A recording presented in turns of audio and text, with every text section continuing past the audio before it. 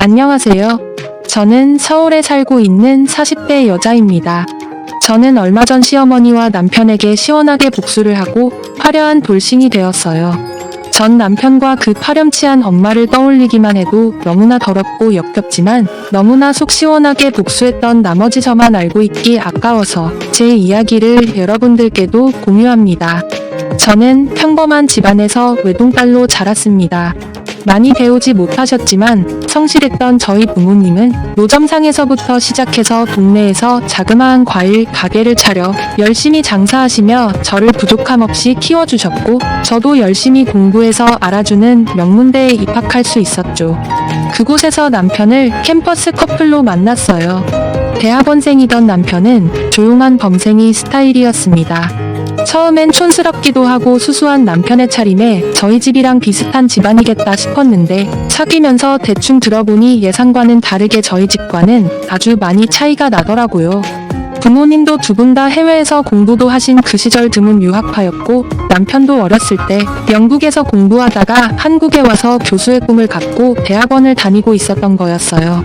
저는 부모님이 학비를 대주시는 것만으로도 죄송해서 학업과 아르바이트를 병행해서 간신히 생활비를 마련할 수 있었고, 남편은 집에서 지원을 빵빵하게 해주셔서 돈 걱정 없이 저와 데이트하며 열심히 학업에만 몰두할 수 있었죠.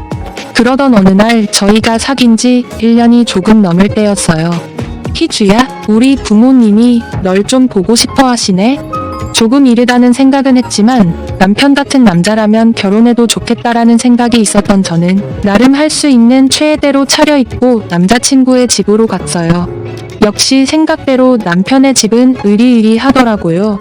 그 당시 제일 고급이었던 아파트의 제일 넓은 평수였고, 안에 있는 가구와 장식품들도 한눈에 보기에도 비싼 것들이었죠. 저희 집에 10배가 넘는 거실에 앉아있어 태어난 척 속으로는 감탄하며 이리저리 둘러보고 있는데 어머니가 방에서 나오시더라고요. 집에서나 밖에서나 편한 몸빼바지 입고 다니시는 엄마에 비해 남편의 어머니는 집에서도 고급지게 옷을 차려입고 머리도 세팅되어 있었어요. 그 기세에 눌렸던 저는 잠시 얼어 있다가 이내 정신을 차리고 인사를 드렸죠. 안녕하세요. 어머님, 이희주라고 합니다. 언니? 연애 한 번도 안 하던 우리 아들이 1년이나 만난다길래 궁금해서 불렀다. 예상치 못한 쎄한 분위기에 저는 더 살갑게 대화를 이어나가지 못하고 어색하게 찻잔만 만지작 거리고 있었어요. 그래, 니네 집안 이야기는 대충 들었다. 너도 오늘 봐서 알겠지? 우리 집안이랑은 좀 수준이 안 맞을 것 같구나. 몇 개월 못 만날 줄 알았는데 벌써 1년이나 됐다길래 일부러 보자고 불렀어. 우리 성민이는 너랑 진지하게 만나는 거라고 하던데 눈치껏 내가 먼저 정리해줬으면 좋겠구나. 우리 아들은 지금 미리 약속된 선자리만 10개가 넘어 교수 임용되고 나면 일반 직장인은 쳐다도 안 볼 테고. 내 말 이해했니? 네 어머니.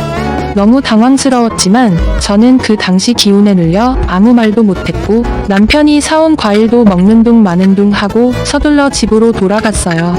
며칠을 끙끙 앓다가 남편한테 이 사실을 말하며 헤어져야 할 것 같다고 했더니 노발대발 하더라고요.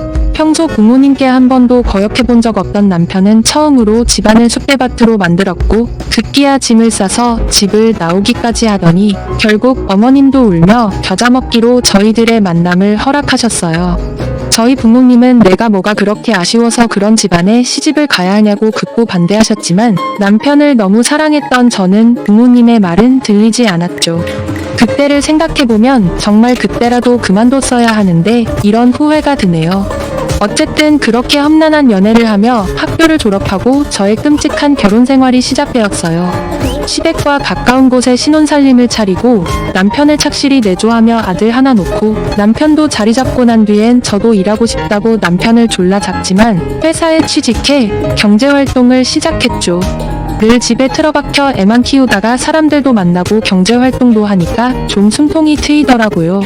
시아버님은 그래도 저에게 늘 잘해주시고 우리 아가 하면서 아껴주셨지만 어머님은 변함이 없으셨어요.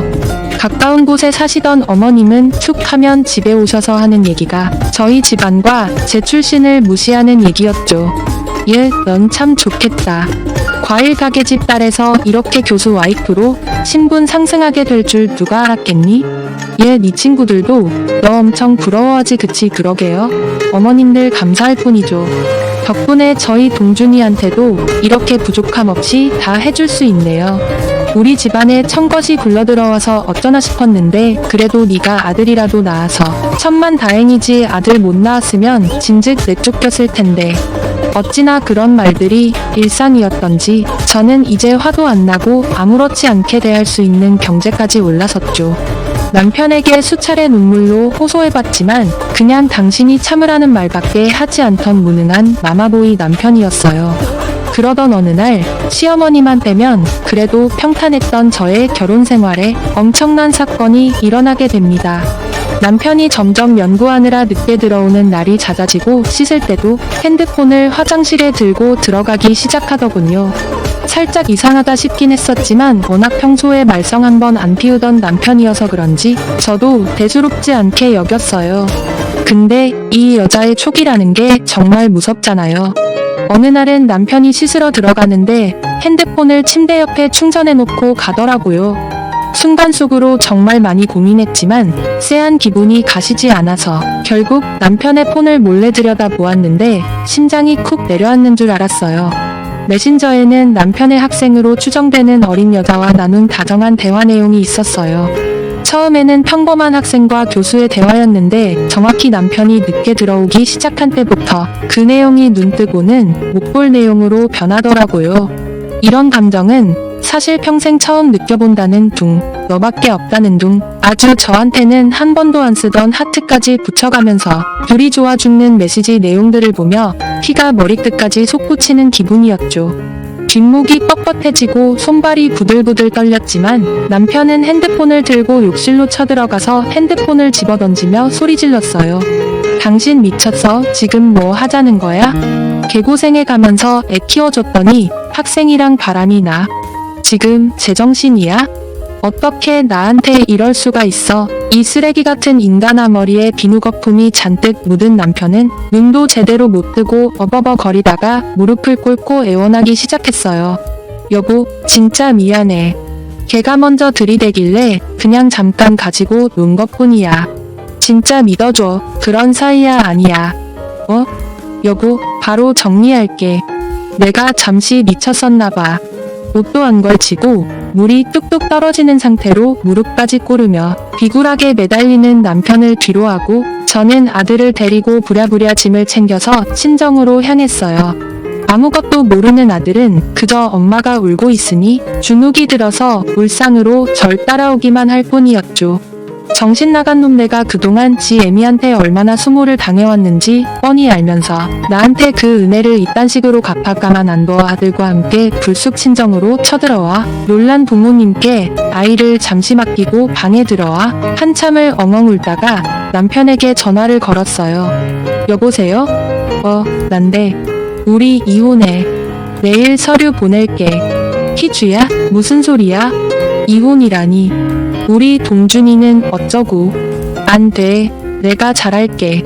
야, 그딴 말 같지도 않은 소리 집어치우고 니네 학교에 다 까발리기 전에 도장이나 찍어 씩씩대며 전화를 끊고 거실로 나가니까 부모님께서 잔뜩 걱정 어린 얼굴로 절 쳐다보시며 무슨 일인지 물었고 저는 사실대로 말했어요. 그랬더니 아빠가 노발대발하시며 그 집안을 뒤집어 놓겠다며 당장 가자고 제 팔을 이끄시는 겁니다. 엄마가 아빠를 붙들어 말리며 그래도 함께한 세월이 있는데 당분간 여기서 지내며 차분히 생각을 해보자고 하시더라고요. 저도 겨우 진정하고 일주일 정도 친정에 틀어박혀 아무것도 안 하고 폐인처럼 지내고 있었어요. 그러던 와중 어느 날 밤 전화가 왔어요. 여보세요? 여보세요? 나 아범한테 이야기 다 들었다. 지금 집 앞 카페로 잠깐 나올 수 있겠니? 그 전화는 바로 제 시어머니였어요. 집 앞에서 기다리고 있다길래 또 이번에는 어떤 막말을 들을까? 이번엔 기풀고 가만히 있지 않으리라 마음속으로 굳게 다짐하며 카페로 갔죠. 그런데 웬걸? 그 악마 같던 여자가 이번엔 좀 태도가 달라졌더군요. 희주, 내가 마음고생 심했겠구나. 많이 놀랐지? 내가 대신 사과하마. 처음으로 들어보는 다정한 말투와 애잔히 바라보는 눈빛에 온몸에 소름이 돋더라고요. 만나자마자 생전 안 들어주던 제 편을 들어주시길래 무슨 의중일까 파악하기도 전에 시어머니는 저를 붙들고 마구 이야기를 늘어놓기 시작했어요. 어휴, 들어온 자식, 그런 자식을 내가 아들이라고 10달을 배 아파가며 낳아줬다니. 정말 미안하다. 지 새끼 낳아준 아내한테 그러면 천벌받는 법인데. 어머님, 내가 그 얘기 듣고 처음으로 아들, 자식 뺨을 다 때렸지 뭐니. 성민이 자식 충격받아서 나가는 걸 남편이 붙잡으려 하길래 그냥 냅두라고 했다. 예상치 못한 전개에 아무 말도 못하고 꿀먹은 벙어리처럼 앉아있었더니 어머니가 그러시더군요. 그래도 아가, 부부의 연이라는 게 그렇게 쉽게 맺고 끊는 게 아니잖니. 동준이라도 없었으면 모를까? 우리 예쁜 손줄 봐서라도 성민이한테 한 번만 기회를 주는 게 어떨까 싶다. 내 마음 누구보다 잘 알지만 앞으로 이 험난한 세상에서 아빠도 없이 어떻게 키우겠니? 어머님, 솔직히 저 어머님 때문에도 그동안 엄청 힘들었거든요. 저 그냥 이혼할 거예요. 동준이는 제가 알아서 잘 키울 테니까 걱정 마시고요. 저는 이미 마음의 결정을 내렸기 때문에 단호하게 이혼하겠다고 말씀드렸어요. 그랬더니 어머니가 그러시더군요. 난 우리 아들 믿는다. 만약 한 번만 더 그런다면 위자료로 1억 줄게. 물론 공중도 당연히 받고. 우리 아들이 잠깐 실수한 거야. 내가 이렇게 부탁하마. 한 번만 기회를 주렴. 참, 그리고 저번에 들었는데 사돈댁집에 물 샌다면서. 집이 오래돼서 이제 곧 겨울인데 싹수리하고 낡은 가전도 좀 바꿔드리려무나. 내 통장으로 1,000만원 보내마. 그깟 1,000만원 안 받아도 그만이었지만 그래도 그동안 저 키워주시느라 고생하신 부모님 생각하니 시댁 눈치 안 보고 뭐라도 해드리고 싶기도 하고. 어머니가 한 말 중에 아이 아빠 없이 어떻게 이 험난한 세상에서 키울 거냐는 말이 맴돌더군요. 또 저희 친정엄마도 이혼만큼은 다시 생각해보라고 계속 저를 설득하셨고요. 결국 한 달이라는 시간 뒤에 저는 다시 집으로 돌아가게 되었어요. 남편은 그런 저에게 자기에게 기회를 줘서 고맙다고 눈물을 흘리며 안아주더군요. 저는 속으로 콧방귀를 끼며 생각했죠. 이건 당신을 용서해서가 아니라 오직 우리 아이만을 위해서 내린 결정이라고요.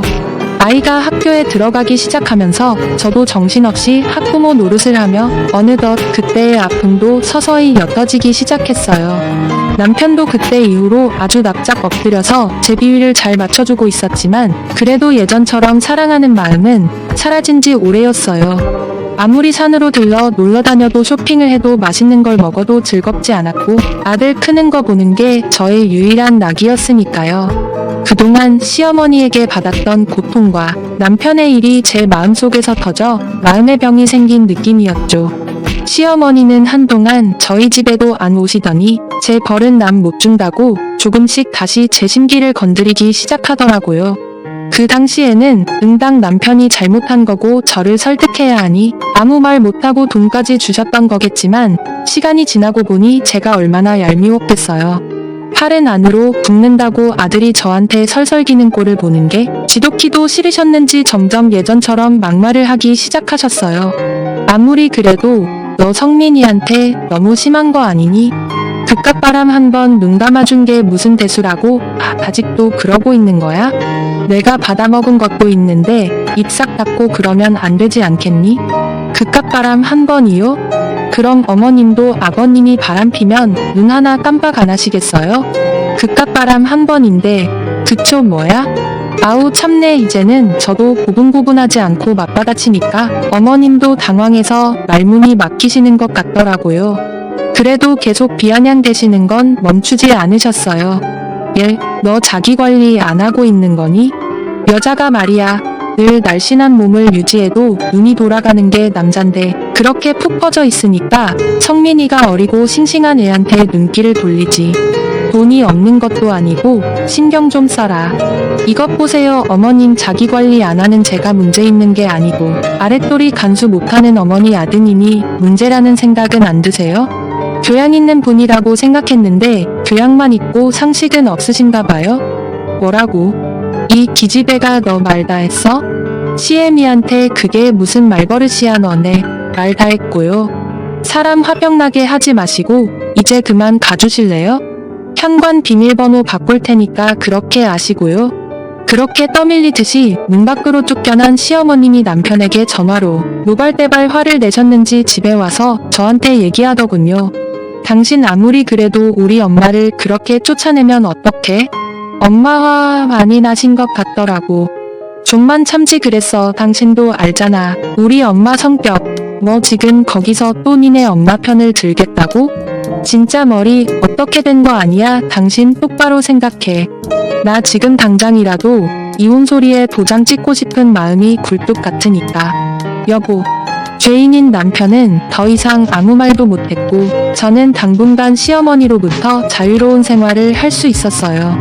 어찌나 숨통이 트이던지 그 여자 목소리만 들어도 뒷목이 뻣뻣해지는 느낌이었는데 안 보고 사니까 그렇게 세상 편할 수 없더라고요. 그렇게 안정된 나날을 보내고 있던 중 어느 날이었어요. 그날은 저희 회사에서 모처럼 가을 야유회로 평일에 다 같이 쉬고 오전에 북한산 등산을 다녀오기로 한 날이었어요. 예쁘게 물든 단풍도 보고 내려와서 맛있는 파전에 막걸리까지 마실 생각을 하니 저도 오랜만에 들떠서 신나게 야유회를 떠났죠. 힘들지만 새소리도 듣고 물소리도 들으며 열심히 올라가다 보니 어느덧 정상에 다다랐고 평일이었지만 꽤 많은 사람들이 저마다 100군데 바위에 앉아 쉬고 있더라고요. 그런데 옆에 있던 동료가 저한테 귓속말로 수군대더군요. 희주씨, 저기 저 커플 좀 봐. 와, 대단하네. 남자가 한 10살은 어려 보이는데 애인인가 봐. 근데 저 아줌마 너무 애잔하다. 조금이라도 어려 보이려고 아주 봐라 그랬네 봐라 그랬어. 저 화장 어쩔 거야. 정말 아줌마가 돈이 많나? 그 말을 듣고 동료가 가리키는 커플을 봤는데 동료가 비웃었던 그 여자가 바로 제 시어머니였던 거예요. 혹시나 잘못 본 걸까봐 두 눈을 비비고 다시 봤는데 평소보다 더 진한 화장에 몸매가 드러나는 운동복에 본인보다 10살은 어려 보이는 남자 옆에 찰싹 달라붙어서 다정하게 김밥을 먹여주고 있던 그 여자는 정말로 제 시어머니가 맞았어요. 저는 순간 뻥져서 그 광경을 쳐다만 보고 있다가 이내 정신을 차리고 몰래 사진을 찍었어요. 아주 가식적인 표정으로 애교를 부리며 아양을 떠는 모습, 다정하게 남자와 러브샷하는 모습, 사진과 함께 영상도 찍어놨죠. 모처럼 기분 좋게 놀러간 건데 역겨운 시어머니의 모습에 기분이 다 잡혀버렸지 뭐예요. 그렇게 내려와서 2차 회식도 하는 둥 마는 둥 하고 집에 와서 곰곰이 생각하는데 저도 모르게 웃음이 나는 거 있죠? 이걸 어떻게 이용해서 시어머니한테 복수를 제대로 할까? 그런 생각 그래서 시어머니에게 전화를 걸어서 잠깐 집 앞 카페에서 보자고 했죠. 무슨 일인지 영문도 모른 채 제가 먼저 만나자고 하니 어머님은 제가 사과드리려고 보자고 한 줄 알았나 봐요. 그래, 그때 아주 매몰차게 쫓아내더니만 이제 와서 할 말이 뭐니? 아주 기세등등하고 뻔뻔하게 저를 쳐다보는 시어머니한테 이제 복수를 시작할 시간이었어요. 어머님, 저번에 제 남편이 바람 폈을 때 그때 이 카페에서 저한테 뭐라고 하셨는지 기억나세요? 뭐, 지금 갑자기 그 얘기를 왜 해? 난 기억 안 난다. 너 나한테 사죄하려고 불러낸 거 아니었니? 아, 그때 저희 남편 보고 더러운 나쁜 놈의 자식이라고 하셨죠? 어머니, 그럼 어머님도 나쁜 놈의 자식이었네요? 뭐야? 너 지금 그게 무슨 말이야? 미쳤니 너 어머님? 어쩐지 불륜남 입장을 너무 잘 이해해 주시더라고요.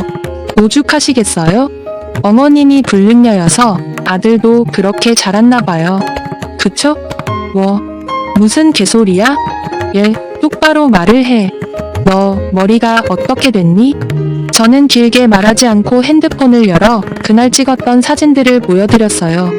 자신의 불륜 현장이 담긴 사진을 본 어머님은 사색이 돼서 아무 말도 못하시고 제 눈치를 보시더라고요. 오늘 아주 과간이었어요. 어머님 제 동료가 그러더라고요. 저 여자 어려 보이려고 아주 발악을 한다면서 화장이 저게 뭐냐고 엄청 비웃던데. 차마 제 시어머니라고 말도 못하고 제가 얼마나 얼굴이 화끈거렸는지 아세요? 너 이 천한 기집년이 내가 널 우리 집안에 들이는 게 아니었는데 어머님이 주먹을 꽉 쥐고 몸을 바들바들 떨기 시작하는데 저는 그 모습을 보며 10년 동안 쌓인 체증이 확 내려가는 기분이었어요. 속으로 환호성이라도 지르고 싶은 심정이었죠. 어머님, 천한 건 어머님이죠. 저희 아버님이 얼마나 좋으신 분인데 그렇게 어린 남자랑 놀아나고 싶으셨어요? 이제 보니 천한 건 저희 집이 아니라 어머님 집안이었네요. 적어도 저희 부모님은 그런 몰상식한 짐승 같은 짓거리는 안 하시거든요. 속사포처럼 쏟아내고 깔깔거리는 제 모습을 보고 어머님은 분노를 참지 못하는 표정이었어요. 아, 여러분이 그 얼굴을 보셨어야 하는데 저만 봐서 너무 아깝네요. 그러더니 이내 얼굴을 가다듬고 저에게 말씀하시더군요. 그래, 나도 내가 잘못한 거 안다. 그러면 안 되는 거였는데 잠깐 스쳐 지나가는 사이였을 뿐이야. 맹세코, 내 인생에서 딱 한 번이었어. 5천 정도 될 거다. 그거 받고 성민이랑 남편한테 비밀로 해줘. 이렇게 부탁할게. 역시 있는 집에서 자라서 그런지 뭐든 돈으로 해결하려는 모습이 참 애잔하기도 하고 웃기더라고요. 입막은 비용으로 5천만 원이나 쓰시다니. 그리고 전뒤도 안 돌아보고 집으로 왔어요. 어찌나 속이 시원하고 통쾌하던지 춤이라도 추고 싶더라고요. 밤새 너무 신이 나서 잠도 잘 못 들고 있었는데 사정도 모르는 남편이 오늘 무슨 일 있었냐며 당신 기분 좋아 보인다고 하더군요. 자기 엄마가 어떤 여잔지도 모르고 다음날 아침이 되자마자 은행 알림 메시지가 떠서 보니까 시어머니가 저에게 진짜로 5천만 원을 보내놓으셨더라고요. 그걸 확인하자마자 저는 복수의 마지막 단계를 실행했어요. 일단 늘 잘해주셨던 아버님에게는 정말 죄송했지만 아버님께 모든 사진과 영상을 전송했어요. 채 10분도 되지 않아 아버님께 전화가 와서 모든 사실을 알렸고요. 이 더러운 몇 편내 가만히 안 놔두겠다고 난리가 나셨어요. 살면서 전 그렇게 화를 내신 모습은 처음이었습니다. 아버님은 그동안 자기가 번 돈으로 사치하는 것도 정말 지긋지긋하셨는데 젊은 놈이랑 놀아나는 데까지 자기 돈을 쓴 거냐면서 당장 이혼하시겠다고 하더군요.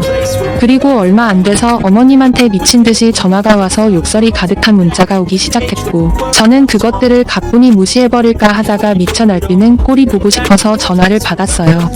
혹시라도 협박이라도 할까봐 녹음 버튼도 눌렀고요. 야, 너 이 미친 5천만 원 주면 입 닫는다며?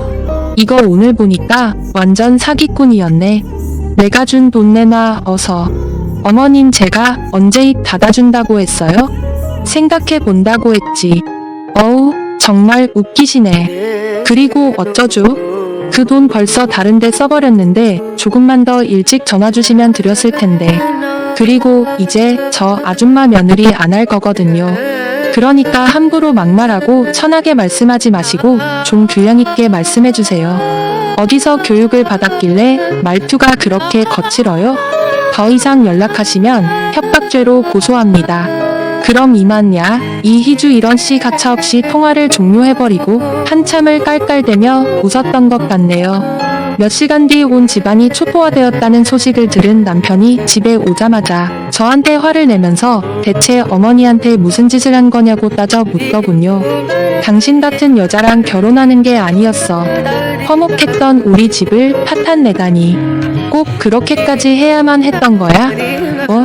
무슨 소리야. 당신 가정은 내 알바 아니고 나는 가정에 헌신한 죄밖에 없는데? 입이 달렸으면 말은 바로 하자고. 그리고 저는 그 역겨운 면상에 이혼 서류를 던지고는 친정으로 와버렸어요. 그리고 남편과 부적절한 관계였던 학생이 그 관계를 통해 부당한 이득을 취했다는 사실을 제가 따로 모아놨던 증거자료와 함께 서류로 보며 학교에 남편에도 등기로 보내버렸고요. 소문은 참 빠르더군요. 온 동네에 저희 시어머니와 전 남편의 소문이 퍼지기 시작했더라고요. 기분은 썩 좋지 않았지만 늘 체면 차리던 시어머니가 고개도 못 들고 다닐 걸 생각하니 너무 통쾌했어요. 시아버지는 그러시면서 내 아들과 시어머니는 버리더라도 자신은 버리지 말라고 하시더군요. 나하고 손주도 영영 떠나버린다면 자신의 인생을 살 이유가 없다고 하시면서요. 막걸리를 한 잔 마시며 그런 얘기를 하시니까 시아버지가 너무 불쌍하고 두 어깨가 너무 작아 보였어요. 그래서 전 안아드리면서 말씀드렸습니다. 아버님은 제게 영원한 아버님이고 제 아이에게도 하나밖에 없는 할아버지라고요. 그러니 우릴 보고 힘내라고 말씀드렸죠. 그 말씀을 들은 아버님은 한없이 우시더니 손을 잡아주시더라고요. 시모는 남이지만 손주도 자기 핏줄이니 연을 끊는다는 건 상상도 하기 싫으셨겠죠. 아버님은 저에게 그동안 편들어주지 못해 너무 미안했고 노년의 손주까지 못 보면 적적하실 것 같다며 감사하게도 아버님 댁 근처에 저와 손자가 살 수 있는 집을 마련해 주셨어요. 시모는 어떻게 됐냐고요? 시모랑 바람을 핀 상간남은 노래교실에서 만난 8살 어린 남자였어요. 그 남자도 어엿한 가정에 있는 가장이더군요. 참 더러웠습니다. 가정에 있는 것들이 어떻게 그런 더러운 짓을 할 수가 있는지. 아무튼 시아버지는 그 상간남에게도 위자료 소송을 걸어 2천만 원을 받으셨어요. 그리고 시어머니는 그 상간남 와이프에게도 역으로 위자료 소송을 당했다고 하더군요. 결국은 시아버지에게 이혼을 당하셨고 거의 빈털터리 신세로 고향으로 가셨어요. 처참한 어머니의 말로를 생각하니 제 10년 묵은 한이 풀리는 듯 했네요. 몸을 함부로 굴린 대가가 나이 60 넘어서 받으려니 얼마나 힘드시겠어요.